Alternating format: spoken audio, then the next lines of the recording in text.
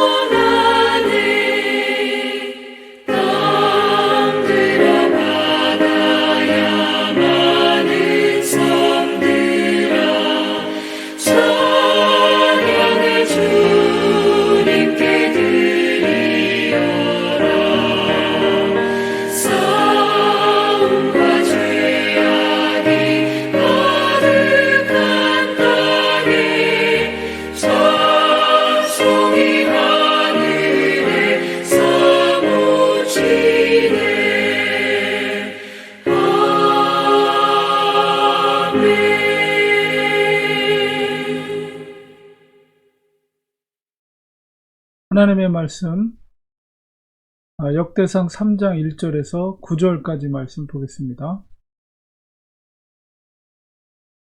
다윗이 헤브론에서 낳은 아들들은 이러하니 맏아들은 암논이라 이스라엘 여인 아히노암의 소생이요 둘째는 다니엘이라 갈멜 여인 아비가일의 소생이요 넷째는 압살롬이라 구슬왕 달메의 딸 마아가의 아들이요 넷째는 아도니아라 키스의 아들이요 다섯째는 스바데라 아비달의 소생이요 여섯째는 이드라암이라 다윗의 아내 에글라의 소생이니 이 여섯은 헤브론에서 나왔더라. 다윗이 거기서 7년 6개월 다스렸고 또 예루살렘에서 33년 다스렸으며 예루살렘에서 그가 낳은 아들들은 이러하니 시므아와 소밥과 나단과 솔로몬 네 사람은 다 암미엘의 딸 바스와의 소생이요 또 이팔과 엘리사마와 엘리벨렉과 노가와 네벡과 야비아와 엘리사마와 엘리아다와 엘리벨렛 9사람은 다 다윗의 아들이요 그들의 누이는 다말이며 이외에 또 소실의 아들이 있었더라.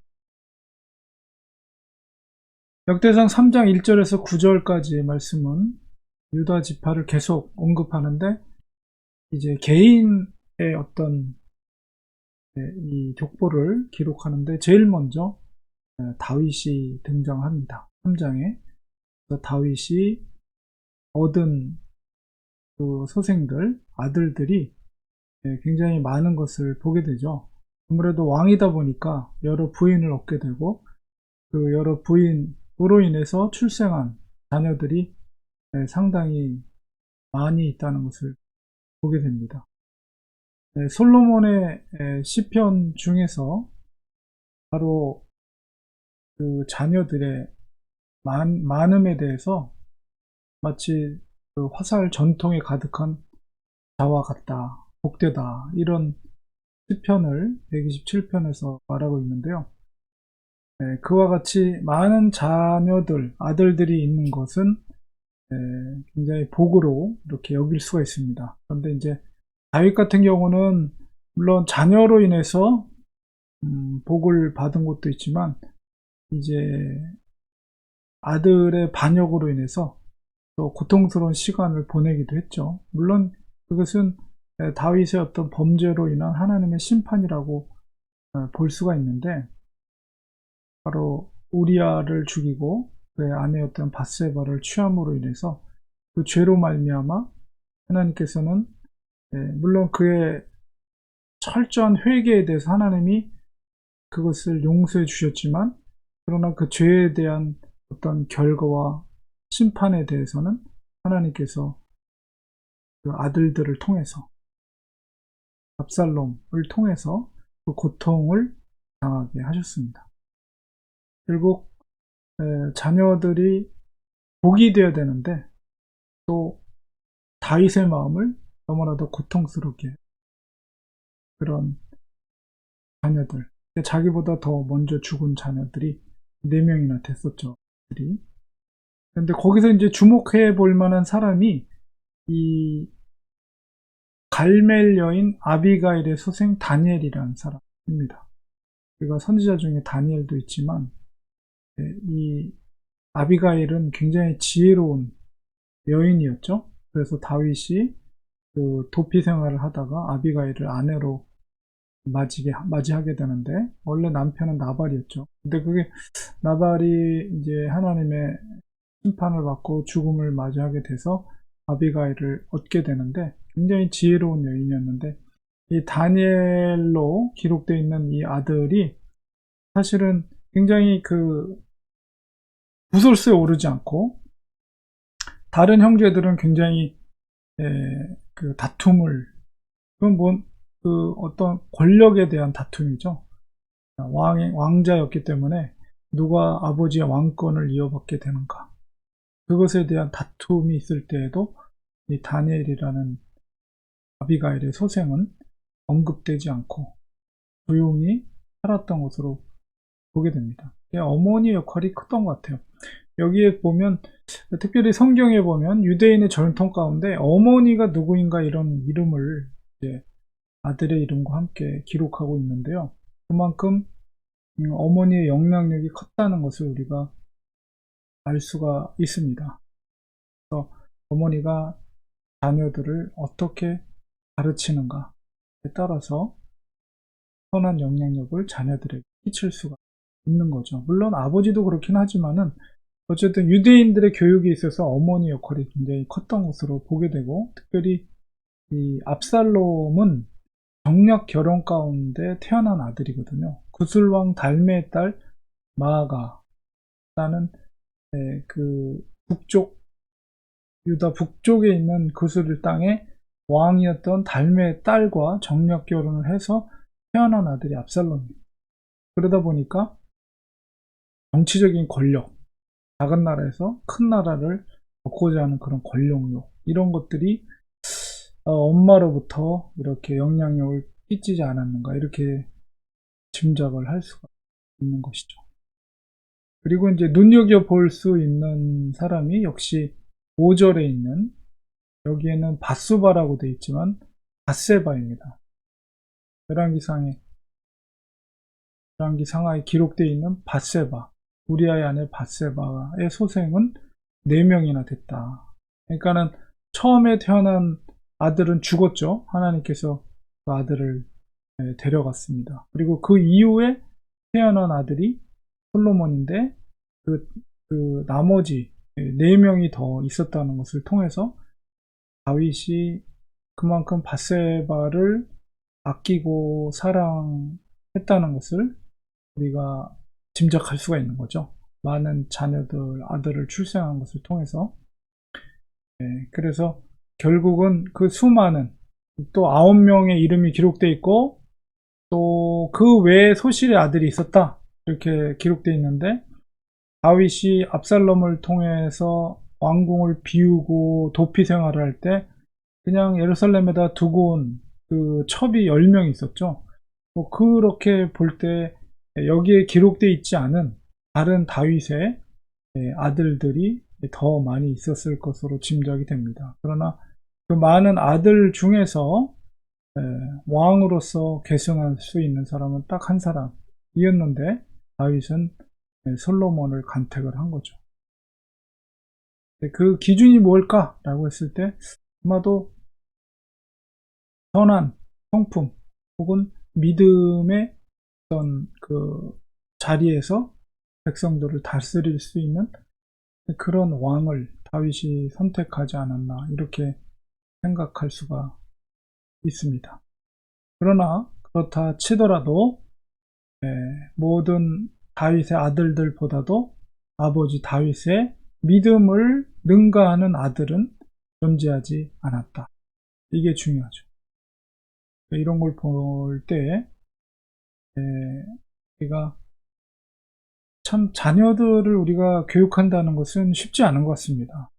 아무리 부모가 믿음의 사람이라고 할지라도 그 자녀들이 잘못된 경우들이 성경에도 많이 나타나거든요. 우리가 사무엘 선지자의 아들이라든가 엘리 제사장의 아들, 하나님의 대제사장의 자식들, 제사장이었는데도 잘못된, 그리고 사무엘의 선지자의 자식들도 잘못된 이런 것을 보게 되고 다윗도 역시 마찬가지 잘못된 아들들이 탄생하는 것을 볼 때에 자녀 교육은 이건 참 쉽지 않다.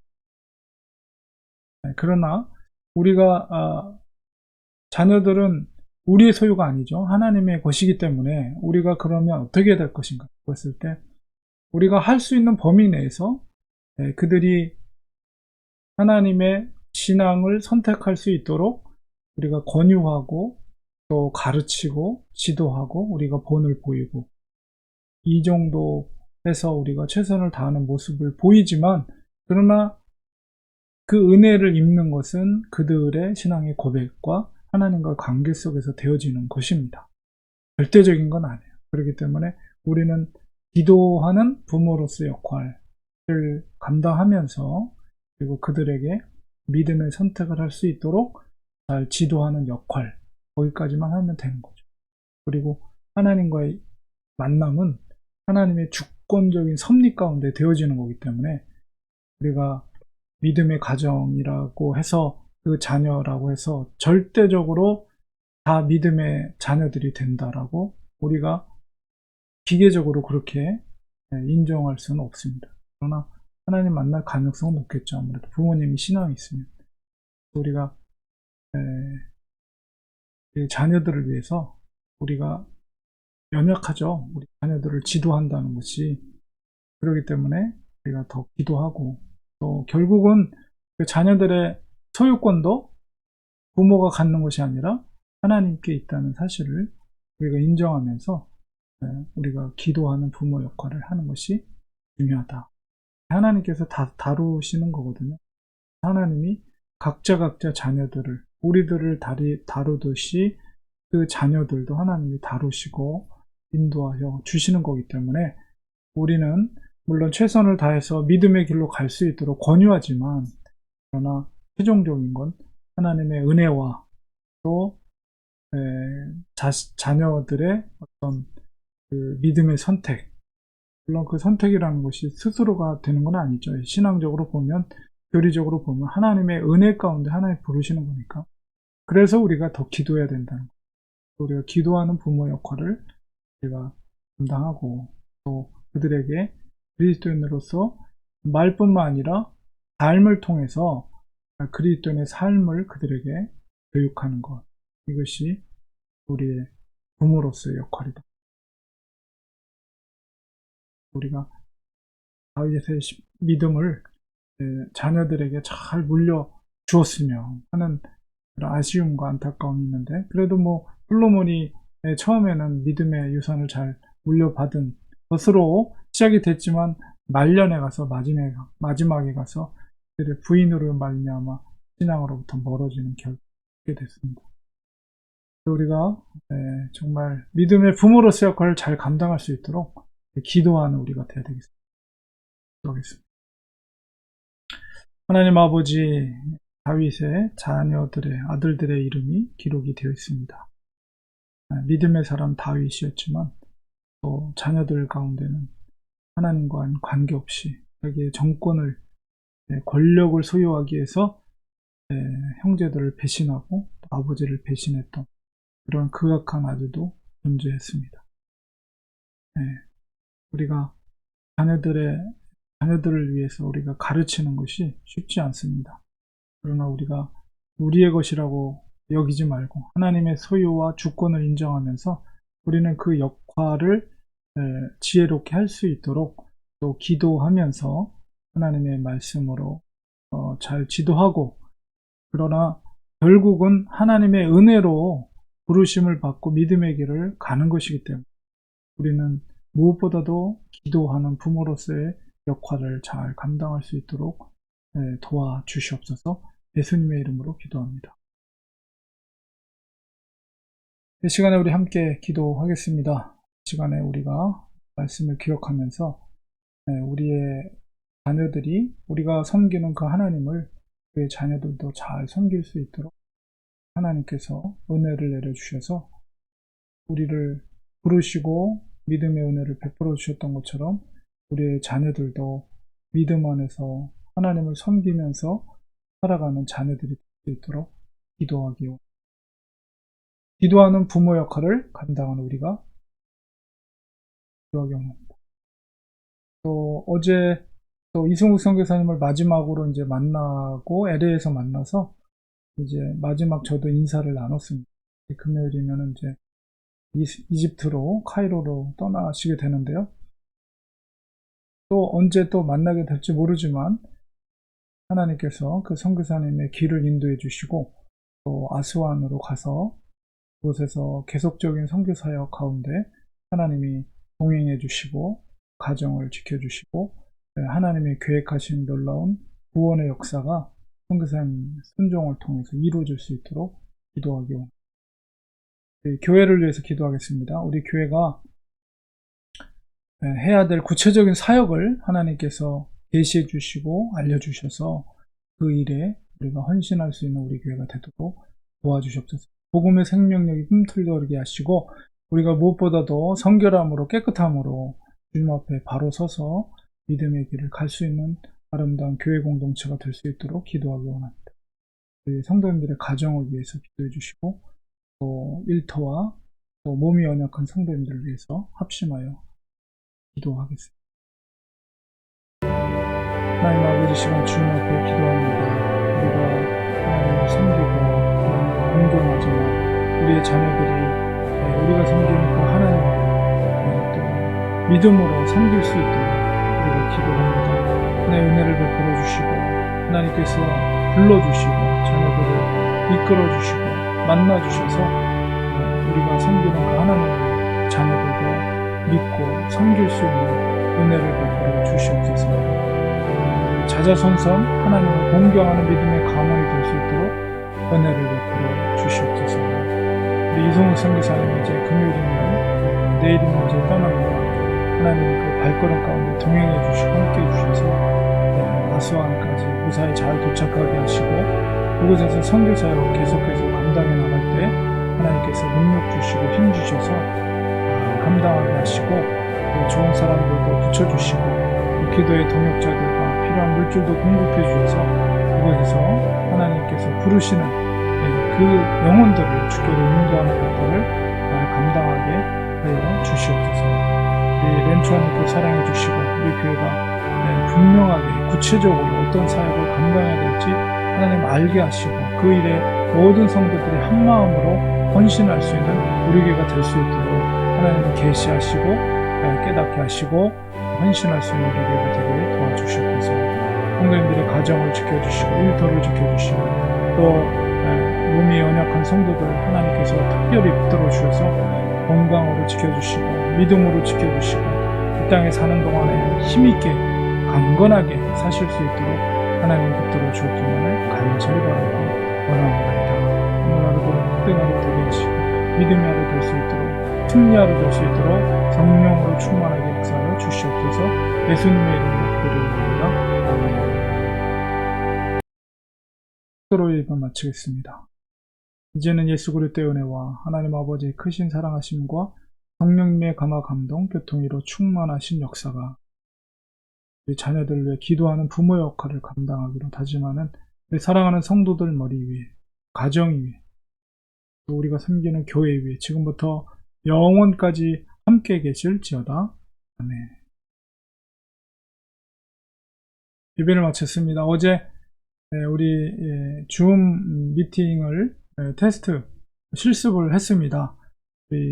주일날 했던 모든 분들 참석하셨고 조현혜 집사님, 조장로님 아마 거기가 그 지역이 조금 외진데라서 그 핸드폰이 잘 터지지 않는 것 같아요. 그래서 인터넷 접속이 잘 불량해서 들어오지 못하셨지만 어쨌든 우리가 주일날에 교회에서는 제일 먼저 접속을 하셨거든요. 장로님이랑 집사님. 그래서 모든 분들이 다 이렇게 접속할 수 있는 방법을 요령을 익혔습니다. 주일날 다시 한번 연습해서 이제 확실하게 이제 모든 것들을 잘 할 수 있도록 세미나를 한 번 더 하고 앞으로는 소그룹 모임을 줌을 통해서 만나서 교제하고 기도회도 갖고 말씀도 공부하는 그런 시간들을 갖도록 하겠습니다.